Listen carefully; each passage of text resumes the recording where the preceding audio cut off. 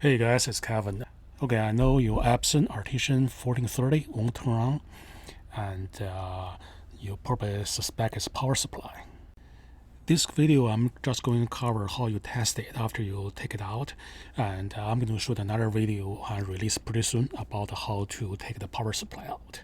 Okay, you need I like those AutoRange multimeter. And also you need to handle the board really carefully and just hold it by the edge, because you can see there are some really big capacitors. Though there's one capacitor, the black one is 200 volts. Even if the board is not plugged in, those big capacitors still hold charges. Let's see. And it's AutoRange, so pay attention to it's a millivolt or volt. So this one is 48 millivolts, so that means there's no charge.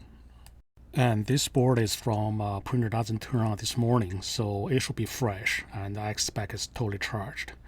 And you can see it's 104 volts. If you put your finger there, you're gonna get the electric shock. Let's check those two 50 volts capacitors. Okay, they're not charged.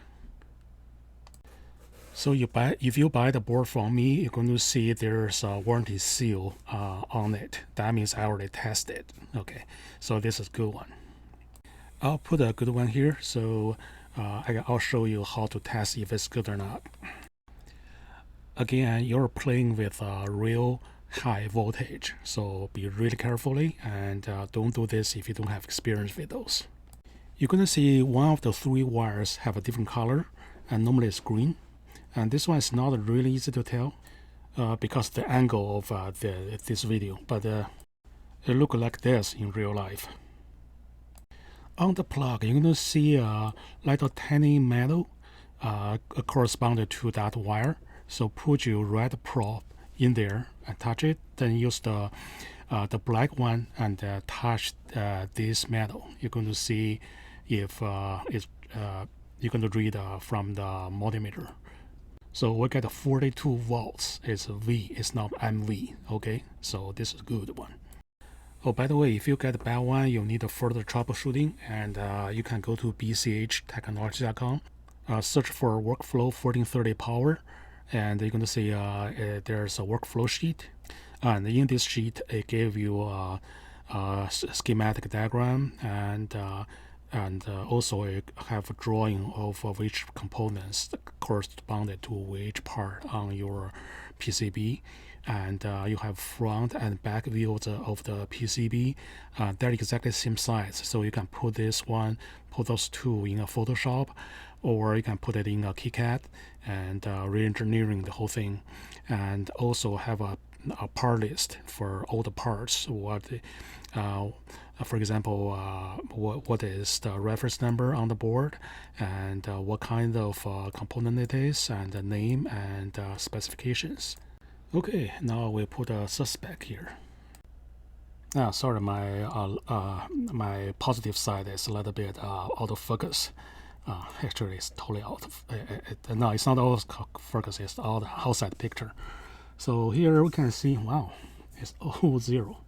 So you can see there's no power output. So pretty much this is a dead power supply. Again, this capacitor is charged to 103 volts, ready for you to give you a surprise. And let's do a quick check, see if we can find some problem really fast. From the diagram, you can see there are two fuses. One is this one, the red one, right here. So let's see if this fuse is good. Another one is on the hot side of the board. That's good news, because most time if the fuses are blown out, you get lots components blown out. So this one probably we can just find out which component it is. I'm going to make another video, for example, check the bridge rectifier, check the FET, or FET, whatever you call it, or you just go get a diagram and start testing. If you want to know how Epson built this, I probably shoot another video and explain how this power supply works, Basically, you get the cold side and hot side, and this is a opto coupler, and that's like a kind of bridge between the two sides. It's really cool. If you like those kind of in-depth video, please leave me a comment on the comment section, and also you're welcome to subscribe. Okay, I need to go back working. Okay, I hope you enjoyed this video. Visit us at www.bchtechnologies.com or locally at Greensboro, North Carolina. Cheers.